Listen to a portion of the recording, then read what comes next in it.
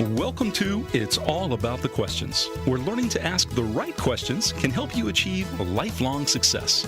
Now, here to help you ask all the right questions is award-winning author, international speaker, and business strategist, Laura Stewart. Good morning, afternoon, and evening, everyone, and welcome to the show. And every time I say that, welcome, I keep thinking of Sheldon from The Big Bang Theory, how he always does everything in threes. But it is my opening line, and when I don't say it, for some odd reason, people comment because they feel so comfortable when they hear that on the opening of both the live show and the podcast part. So welcome, everybody. It's great to be here again today in this rainy day in Florida as we are live on iHeartRadio. And I'm so excited to be here with you as always and to bring you the guests that I have on my show who, through conversations with them, through interactions with them, I've shifted myself over time. And I love people who challenge me, people who make me think differently, who stretch me, and who stretch themselves. And my guest today is no different. She really is brilliant at stretching herself, at reinventing herself. And we met because of a mutual Facebook group that we're part of called Tech World Half. And it's just probably what it sounds like. It's the other half of tech. It's the women in tech. And we met over a mutual love of questions with some postings that she put up there. And she kindly agreed to be on the show because she's doing something really cool that I just love. So welcome, Kathryn Rose, to the show. Thank you so much, Laura. It's great to be here. Yeah, it's fun to have you on. I know we've been talking about doing this for a while, and we've had it set up, and you know, the vagaries of emails, things make it, they don't make it, which is always hysterical for me and you know, being people in tech. We always laugh because people just assume emails are going to get there, and we know better. Right, exactly. So I'm glad technology is working today and we're able to be here on the air talking in person. Well, not in person because you're in Boston. Right. And I heard you're having better weather. Sunny here. Yeah. For once. It's been rainy here for a long time. So sunny is fantastic. Always a fantastic thing when it's in the Northeast and you're in December and it's sunny. Exactly. So I want to talk about a couple of things that are going on. And what I really find interesting about you, Kathryn, is how you have managed to rise when it seems like things are just not around you. You know, jobs end, you need to shift, you've got children, you start your own business, you've been a Wall Street sales leader. I mean, you've driven 100 million plus in annual sales. You're in marketing in an industry where every 5 seconds the way to market to somebody is changing, yet you have one of the most upbeat personalities of anybody I know in the industries that you've chosen to be in, and I don't know how you do it.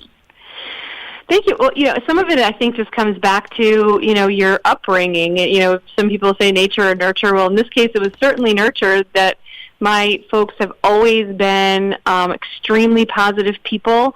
We were never allowed to complain. You know, if something bad happened, you had like 24 hours to sort of have your pity party, and then you had to move on. It was always our family saying was always, the good news is.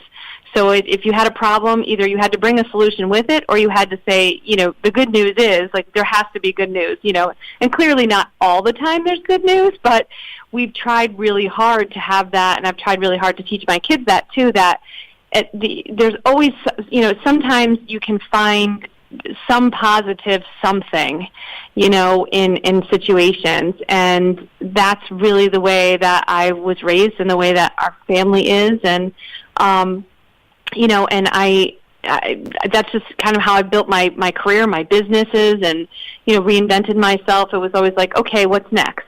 You know, there has to be, you know, there's something next. This isn't working, move on and find something else. And so that's kind of how I have always really built my, like I said, myself, my career, my businesses, and now I'm hopefully, you know, relaying this to my own children too, as we're going forward through this journey.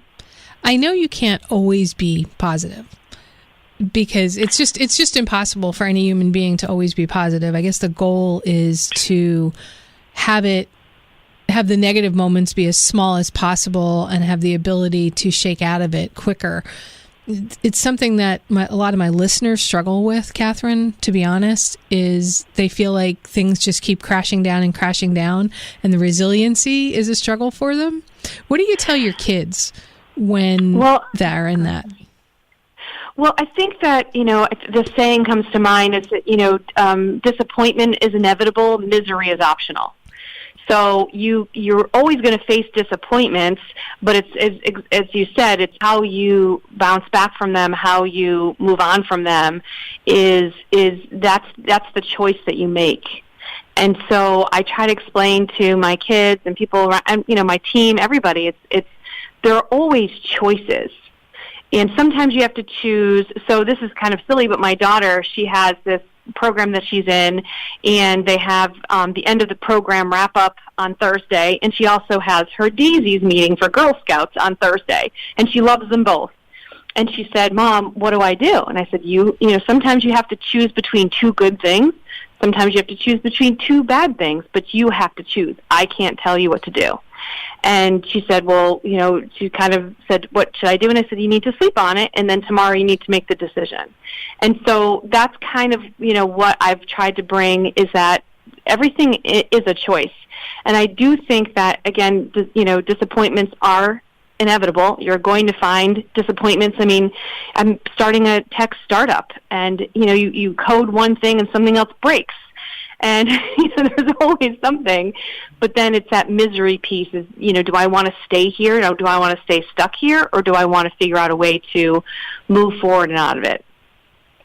That's a beautiful way of teaching your children. It's very similar to what my parents taught me, which is there's always a choice. Sometimes you just don't see it right away, so take a pause. I love that. And I love your example of coding. Something always breaks. Now you got to go, all right, now what? That's not quite working the way we want. The best laid plans of women and men, mice and men, whatever you want to use the phrase, right? Yeah. And I love your new tech startup that you're talking about doing, WiseHer. I just love the idea of it. And my book, What Would a Wise Woman Do? So exactly, it's so in alignment with everything that's going on. But what made you decide to create a tech startup, going from the work that you were doing with channel marketing? For those who aren't aware, channel marketing is in a particular, I'll let you explain what channel marketing it is and what your background is. Sure. So, we can kind of rewind from, as you mentioned, about the Wall Street. So I was on Wall Street, and the mortgage market melted down, and it was 2007, and I was 8.5 months pregnant, and right around the same time, so they shut our division, and I was about to have, my first child. And at the same time, my mom had a brain aneurysm, leaving her paraplegic. And so it was a really tumultuous time, and I knew I had to find something else to do with my life, but I couldn't take the time to learn everything, right? I couldn't take the time to take someone's class or read a book. I needed to move forward faster. So I found someone to teach me search engine optimization, because I figured that the internet was going to stick around for a while, right? Yeah. So there was always something to happen. And I called all my old customers, and I said, what can I do to help you with your business? And they all said, we want our websites to rank in Google. And so I said, sure, give me a couple weeks and I'll get back to you. I'm a salesperson, right? And so I went online and I found somebody, I hired them, paid for their time, and in 2 weeks I got my first paying client. And I was able to, parlay that into a marketing consultancy. Then when I added social media, I did the same thing. I found someone who would just show me, because I think as women, one of the things that I've uncovered, going through all the challenges women face in rising higher in their corporate career and in business and things, is this idea of cognitive load and, all these things swirling around in our heads. Kids need doctor's appointments, so the dog needs to go to the vet, or there's always something that we're focusing that shifts our focus. So it's, how do I get from here to there faster? And so for me, that's how I did it. I found people, asked the right questions, paid for their time, and then I was able to add these things. And then at some point, probably 5 or 6 years in, I was a pretty successful social media consultant. I spoke a lot. And a tech company approached me that they had just put together a new marketing platform, an automation platform for these tech companies. And they said, would you run sales for us? Because you have, you have credibility in the marketing and social media space, and you also have sales skills. And I thought, this is great. I loved sales, and I wanted to get more involved in technology. And so I took over sales and ran that division and built it up so successfully that it was acquired, which was fantastic. That's always nice. Yeah, right. But in the meantime, I was able to really learn about the development process. And I just thought it was so fascinating. And I taught myself enough code to be dangerous. And I made really fast friends with the head of development. She's an amazing woman, and she allowed me to sit in on the development meetings and just kind of learn the process and things. And then after that stint ended, I thought, there's got to be something I can do that will really make an impact. And marketing automation software is great, but it's not really making an impact on the world in general. And so I really wanted to find a problem that I felt needed to be solved, and I was uniquely qualified to solve it. And so I just started diving into looking at the ecosystem of women in business, and there are 11.6 almost 12 million women in small businesses, and 90% of them are solo, and that's not the same for male-owned businesses. And I kept thinking, why is that? And we're going to explore that after we come back from the commercial break. Why is it? We'll be right back with more from Kathryn Rose. Kathryn, before the commercial break, you were talking about this whole concept about how men and women do business differently, especially when they're smaller in size in business. Let's continue that conversation, because I find it fascinating. I've always been in male-dominated industries, and I was always known for doing things not like a woman normally did them, and I never thought about it. To me, it was the way a business person did them. Didn't matter whether I was a man or a woman. It was just, these are the best business practices. I'm going to bring my own sort of skew to it, but I'm going to keep going forward with it. So what have you found in the research that you've been doing in preparation for launching and creating WiseHer? So yeah, it's interesting. It's very fascinating, because the same thing, as you said, we're both in these male-dominated industries, and it never really occurred to me that I was doing something, like a man or a woman. And I think in sales, my background, I did notice some differences in how men approach selling and how women approach selling. And for me, it was always very consultative, always relationship-driven. I have the same customers. I mean, I used to write mortgages back in the 90s, like to homeowners, and I still get messages from them on Facebook. This is how many years later. And so it was always about building the relationships and not just going for the fast sale, very transactional, which was typically more like men handled sales situations. But I think when I started looking at this situation with women in business, again, 90% are solo. Very 2% of women-owned businesses hit the $1 million mark. Really frightening, actually. But yet they still drive about $3 trillion overall into the economy. So I started looking behind the scenes and figuring out what are these unique challenges. And one is access to qualified experts. I mean, I think that as we get more involved in business, if you look up in your company, you don't see anyone that looks like you, right? That you don't see. There's only 14% of women own that top post in companies even. So it's trying to find people that you can relate to and that will be around to answer your questions and that are qualified to do that. And with women, the second thing is really this idea of either a real or perceived lack of education. So it's a confidence issue that can hold us back. I don't know about you, but I see sometimes on the job posting it says 10 years experience, and if a woman has 9 years, 11 months, and 29 days, they won't apply, right? Right. So they'll be like, I don't have 10 years. And that third piece I talked about a little earlier was this idea of cognitive load. And, it's not an indictment of men, but at the end of the day, the running of household does fall on women. It's this idea of, my son leaves a saxophone at home and he has band practice. The school doesn't call my husband, they call me, right? That's right. kind of how it is. And And then the fourth piece that's very challenging for women is funding. And I'm not talking about venture capital, although that is a challenge too, but just funding for, if you have a bakery or, a nail salon or something along those lines, that sometimes you just need a little bit of money to get it off the ground. And we don't get a lot of that money that's out there. So WiseHer is set up as a social enterprise. So a portion of our profits every year will be given back in the form of grants to women in business, either helping them start, build, and grow a business of their own, or provide corporate education for women to rise higher. Have you heard of Kathryn Rose and Maya Community? No, I have not. Oh, I have to connect the two of you up. Kathryn was on the show a month or so ago. She created something called Maya, MAIA.community. Mm-hmm. And she has these incredible statistics about how if each woman just in the United States spent $20 more a month at a woman-owned business, it would fund over $39 billion into women-owned businesses, which is more than all the venture capital money given out in 2018 to women-owned businesses. Mm. And every single woman in the U.S. has to do is put $20 more to it.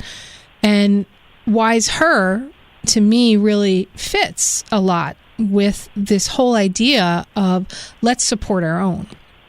Let's help and lift each other up in very grassroots ways that have greater impact, I think, than some of these big ones, because we're building those relationships and lifting up somebody that, as you said, is a sole proprietor, perhaps working home, but that doesn't mean they're not the best at what they do.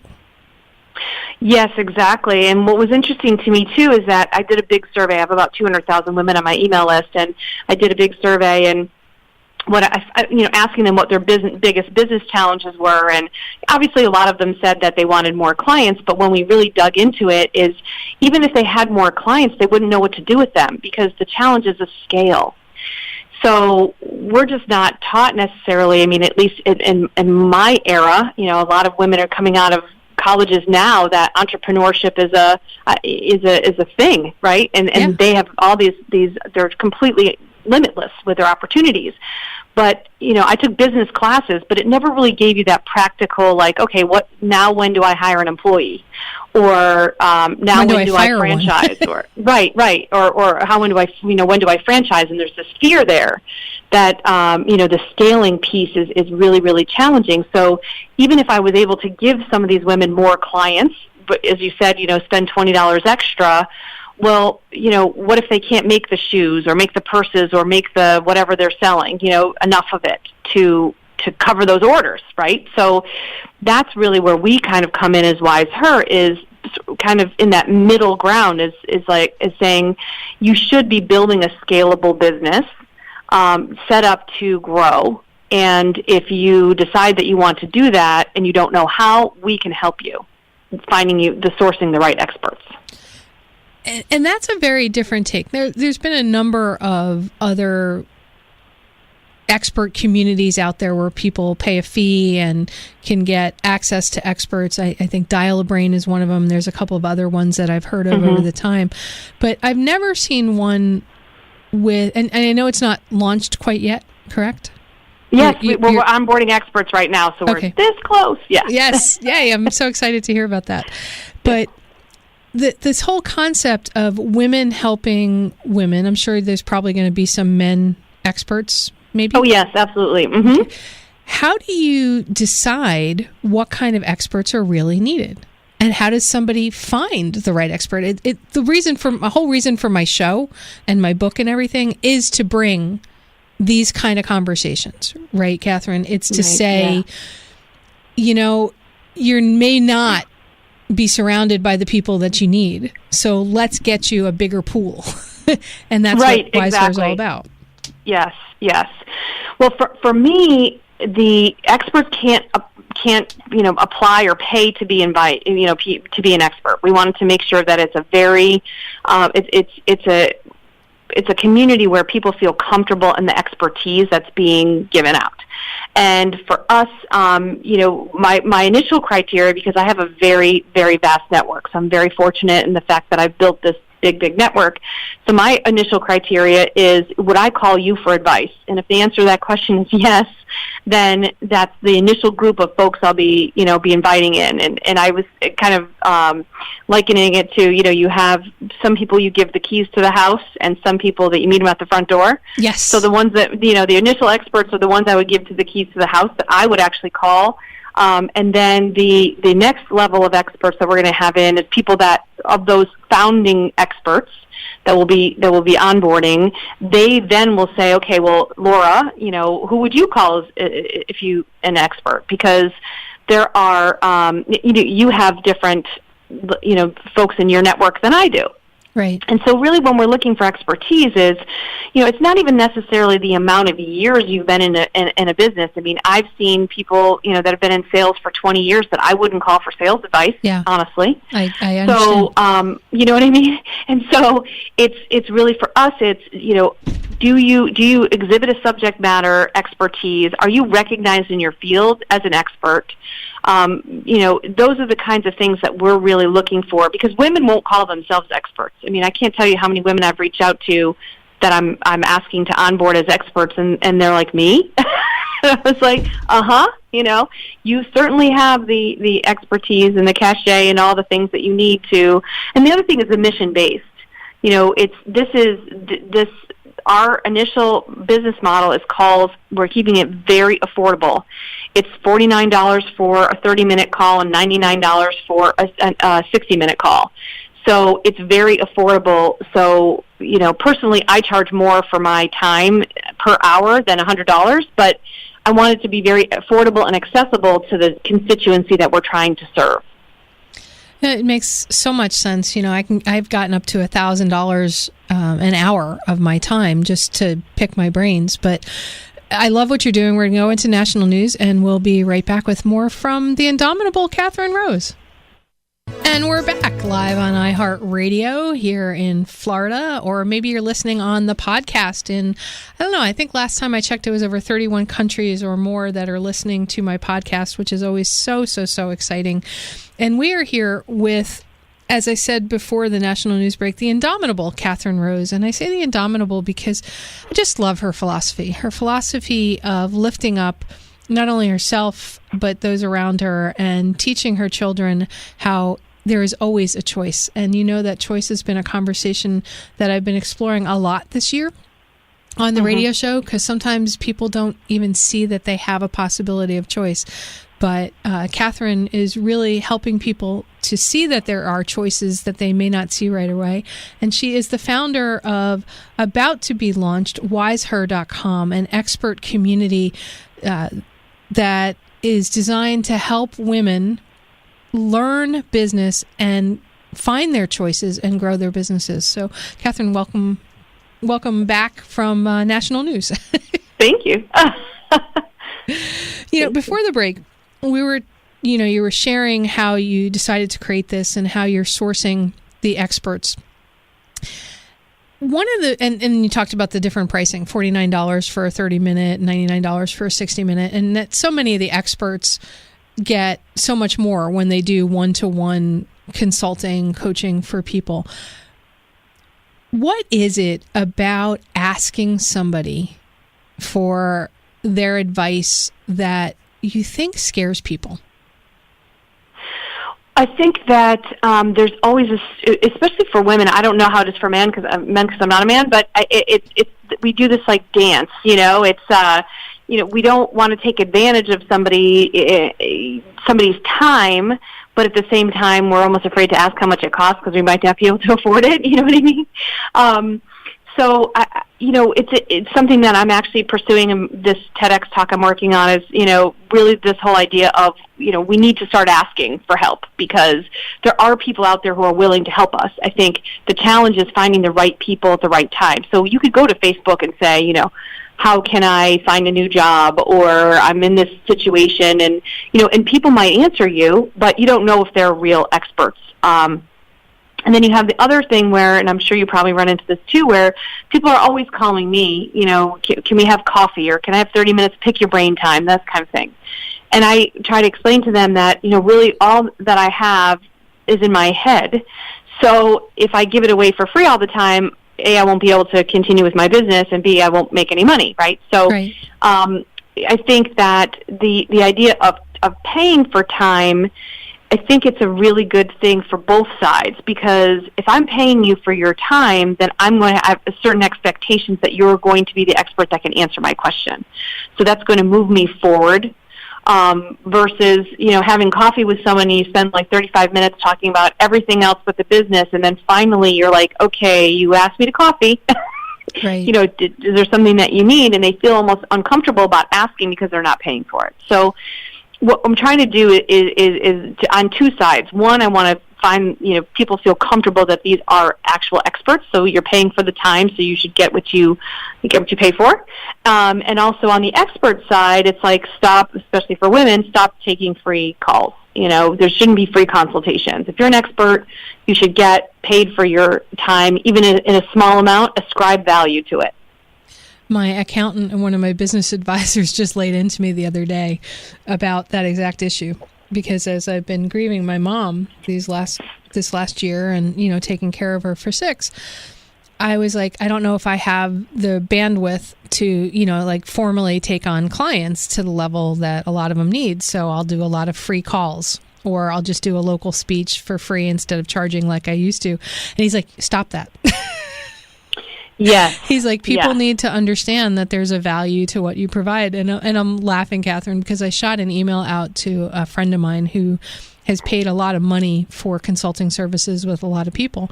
And she was on my heart. She was on my mind. And I'm like, I wasn't going to send her an email, but I'm like, okay, something's going on with you. I don't know why. We haven't talked in months, but I'm sending you this email. What's going on?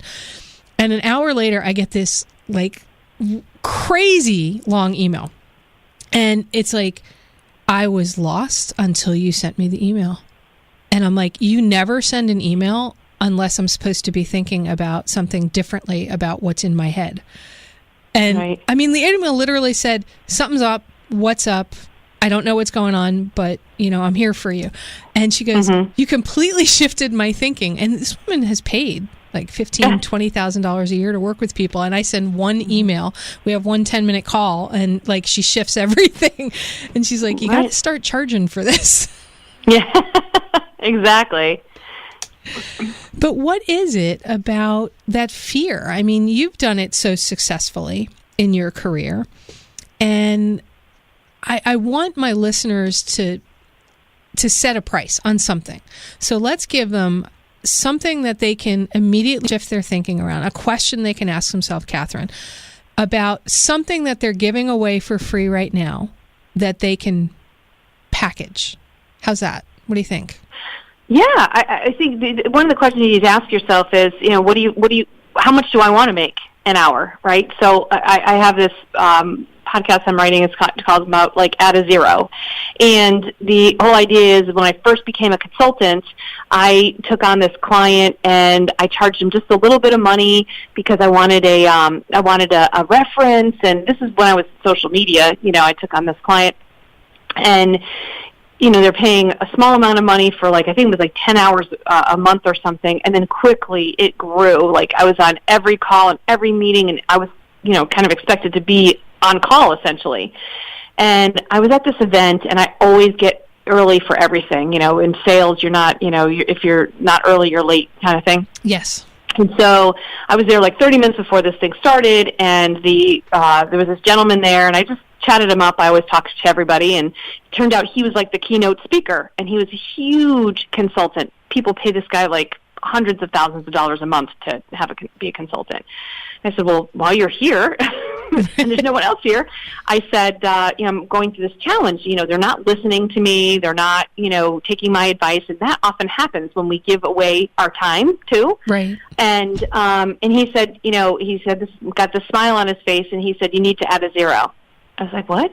He said, he goes, first fire this client because they're never going to appreciate you. They're never going to take the advice. And the next one, you add a zero. And I was scared to death but I did it. And the next client, they didn't even balk at the price. They just hired me. And for a fact that it was 10 hours a week, and if it was, $9.59, they would be like, oh, Kathryn has to go, because they knew they would have to pay me additional hours, to stay. Right. And so they were very respectful of my time, because that's what he said. If people are paying you that kind of money, they're going to be respectful of your time. They're going to listen to what you have to say, and so I think that's a really important thing. How much money do you want to make, and how do you want to be received? And do you want your advice to be taken, and implemented? I think that was part of it. One of the things that I get a lot when people call me up and ask for my advice or hire me to help them is this whole concept of, well, what do I really do? Mm-hmm. It seems like a lot of women have a very difficult time defining what it is they do. What would be your advice with helping them do that? Look at your results. For me in sales, it was very easy. What I did was I moved companies to the next level. So when they hired me at that company to run the sales, it was like $4.6 million company, and in 3 years, I brought it to 12.5, almost $13 million company. So that's kind of the result. So what do? I move businesses forward. I generate revenue for businesses. If you're a life coach and your success stories from your clients are, like you said, I sent that email and it shifted her thinking, and she didn't pay me $15,000 for it. My worth is that I help people shift their mindset or whatever it is. And in doing so, I've shifted them into the next bracket of income, or to a different stage of their life where they're happier. You can't really put a price on happiness, right? So right. Those, look at the end results of what you're driving and what you're doing, and then that is really, I guess, kind of back to what you do. So for WiseHer, what is WiseHer? Yes, it's an expert community and all that, and, that's what we do. But what are we? We help women rise one answer at a time. That's the way I describe it. Yeah, I think there's a little bit more to it than just one answer at a time. I think it's one question at a time, because they're asking a question, and then your experts, right, may ask them a completely different question because the question you're asking isn't the right question. Right. That could be too. Yeah, absolutely. Yeah. Yeah. That's why I love you and I and the way we think, because we both believe, at least I think we do from conversation and social media we've done, that really the right questions get you the right answers. Because if you're not asking the right question, the answer really doesn't matter. That is true. And also just to be able to ask the questions. And, someone said to me, how did you become an expert so quickly in these different things? And I was like, I just spent a lot of time asking questions of people. And, expertise is something that, it depends on how bad you want to understand. Like, I just want to know everything. I just want to know as much as I possibly can. But it doesn't mean that I need to, know the mechanics of how everything goes together. So for my website, as I said, I know enough code to be dangerous, and sometimes it is kind of dangerous. My coders will say, can you please stay out of it, the source code? But, I learned enough so that I can speak language to my developers and say, I need you to do this, and this is how I want to do it. Or, I want to do this particular function, and I know it can be done this way. What do you think? So that way we're talking, in a different way versus, kind of just leaving it up to someone else. So I think expertise is in general, and as you said, sometimes expertise just comes from asking the right questions back to the person. And the next right question is, Mr. B, can you take us out to our last commercial break? Hey, I just found out something, and I want to give a shout out to Mr. and Mrs. B on their 47th wedding anniversary today. Congrats, Kathy and Mr. B. Isn't that awesome? 47 years. That's wow. Amazing. That's just mind-blowing to me. I've been married and divorced twice. So, and both of them don't even remotely add up to that. So congratulations. You two are just beautiful to watch all the time. Mr. B is my engineer and producer in the booth. So, all right. So Kathryn, this whole concept of questions and learning to ask the right questions, putting together a website like you're putting together, WiseHer.com, which, by the way, people can go to WiseHer.com and register now to find out when everything's going live and get some emails and things from you to get ready to get assistance, correct? Yes, absolutely. Okay, and it's Wise, WiseHer.com. That is it. Okay, cool. I'm trying to think of the best way to phrase this this question because I'm like all over the place with it. I think one of the reasons why people have trouble asking questions is for advice. Is they're afraid of being judged for their lack of knowledge. Yeah. I totally agree with you. I think people are afraid to look stupid, they, like you said, or they're judged for their lack of knowledge. And I always think of the ask is reframing it to always seeking knowledge. So if you think about the fact that you're not asking because you're too dumb to know the answer, you're asking because you're trying to level up your knowledge, that's a completely different thought process. And to the people who are afraid to be judged, I say, you just got to do it. You just got to go forward, because if you don't ask the questions, you're not going to get the right answers, and then where are you going to be? And that's where we are with these 11.6 million women-owned businesses. 90% of them are solo. I mean, some people want to be solo, and that's fine. But I would venture to guess that there's a large swath of these women who want to go to the next level. And the same thing in corporate. If you're working in a very male-dominated, industry, or you're in a meeting, you're surrounded by all the guys, you may not feel comfortable asking the questions to one of them in the meeting, but ask afterward. Just make sure that you get the knowledge, so then the next time you go into the meeting, you have more to contribute. And you won't get there unless you learn to, I've always asked questions, and people say there isn't a stupid question. Well, I've just always assumed that people don't think I'm dumb for asking the question. So I just do, I just ask. And, if that means that they think I'm, not worthy of the position I'm in, or I should know this or something, well, too bad. At the end of the day, I need to know that for my business, for my life, to continue forward. And someone like myself who's reinvented myself so many times, I wouldn't have been able to do that unless I was able to ask questions. It's a really brilliant way of putting it. And it dropped this thought into my mind of, if you're asking questions of people, you're asking advice of people, and they're judging you or they're putting you down, you really need to change the group of people you're interacting with. They're not your people, exactly. Yes. Yeah.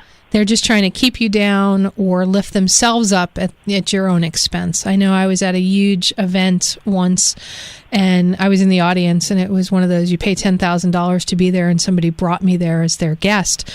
And the guy on the stage said, okay, here's 2 videos, here's what's going on. They're trying to help people with publishing and stuff. And he's like, anybody have any questions? So I raised my hand, and I started out asking this question.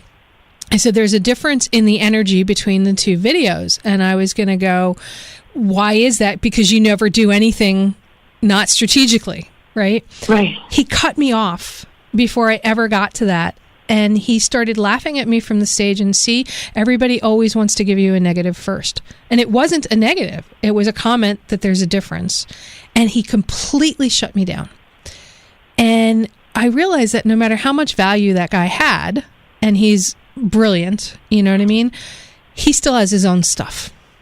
Oh, this is way more about him than it does about you, absolutely. But it still rankles me, right? Because he never apologized. But when he saw somebody speaking from his stage do it to one of the people in the audience, he corrected that person, but when he did it himself, he didn't.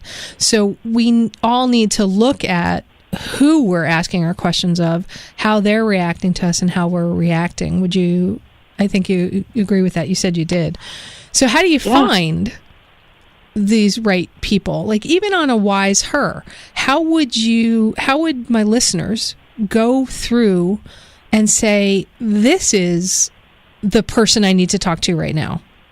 Do you help them find that? Yeah, well, so initially it's going to be self-serve because we're a woman-owned company, so we again only 2% of the investment dollars, so we're going for investment, but I want to launch it first because it would take me over a year to find the funding, and I'm like I just want to get it out in the world. So initially, so how it is when an expert signs up to be an expert, there's a headline that tells the person exactly what they can do for them.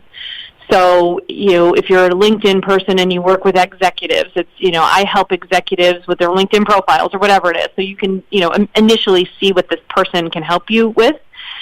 We also have a way where the expert can put a video in. It's called Meet Me video. So they click on that link and it pops up and it says, hi, I'm Kathryn Rose.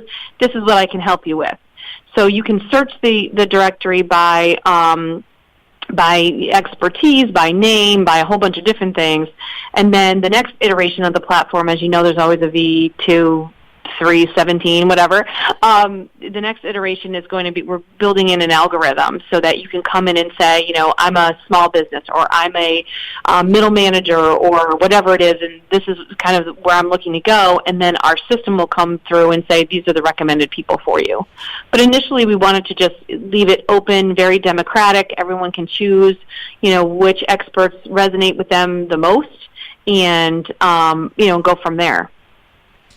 To me, it's always fascinating because it can also become a who's really good at writing their profile and trying to find the right person to ask the question. And sometimes we have to ask that same question of multiple people.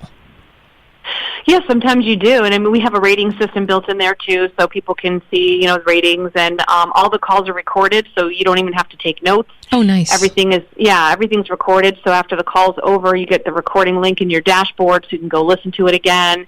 And, it's like with anything, but, we're making it super affordable, and we're trying to really hone in on what we feel are the best and brightest experts that can help people. We're hoping that the service will be very useful. That's all we wanted. And, when I first started looking at this problem, there's so many communities out there. You mentioned the Maya community and so many women's groups. And I didn't want to compete directly with them. So we're not going to have like meetups and chapters and all that kind of stuff. We want to complement those services. So if your listeners, any of them have women's groups, this is something that we're working with a lot of women's groups to offer it as a member benefit. So, you have your own members and their things, but if they want to make calls through WiseHer as a member of your organization, they can do that at a discounted rate because we want to be able to supplement all those communities as well and complement their services. I love it. I think you and Maya Community, Kateri, can do so much together with the numbers of women that you have in your communities to support these women-owned businesses. That she's got this huge database, you've got this database, and the two of you and a number of other people that both of us know, I think it's time to rise up and really focus on the 90%, not the 10% that keep putting us down. Exactly. Yeah, absolutely. And I think we can all work together. And when I talk about it, it's not instead of men or in spite of men even. It's alongside. I mean, I think we all have to work together. We're in a world that it really is a two-income household and a two-income economy. And so if I make less money and I'm working the same job as a man, that my family suffers. So my husband suffers too. And so how can we make sure that there is this more of an equality and leadership and ownership and those kinds of things that I think we can all work together to have a better outcome for everyone. And I want to make sure in the last few moments of the show that people can reach out to you. We mentioned WiseHer.com, but if people have questions, how can they get to you? So I'm on LinkedIn as well, but I'm Kathryn at WiseHer.com, Kathryn at WiseHer.com. Feel free to shoot me an email or link in with me. Just make sure if you link in with me, tell me, why. You heard me on the show or whatever, so I know, because I don't often accept anonymous LinkedIn requests, but I am really happy to engage with anyone, and I wish you, Laura, well, and all your listeners well this holiday season. Well, thank you, and thanks for being on the show. I know I got a lot out of it, and I'm sure my listeners did as well, so thanks for being here with me today and playing. And thank you for having me. All right, everybody, remember that the right questions can change your life. So what are you asking today? And do you even know if you're asking it of the right person? That is such a critical component to the questioning process, because you have to get past people's own biases and their own experiences so that they can open you up to what's truly possible. Have a great day, everyone. Enjoy, and hug someone you love. You've been listening to It's All About the Questions, starring Laura Stewart. Connect with Laura at it'sallaboutthequestions.com and download a free workbook that will help you ask better questions starting today.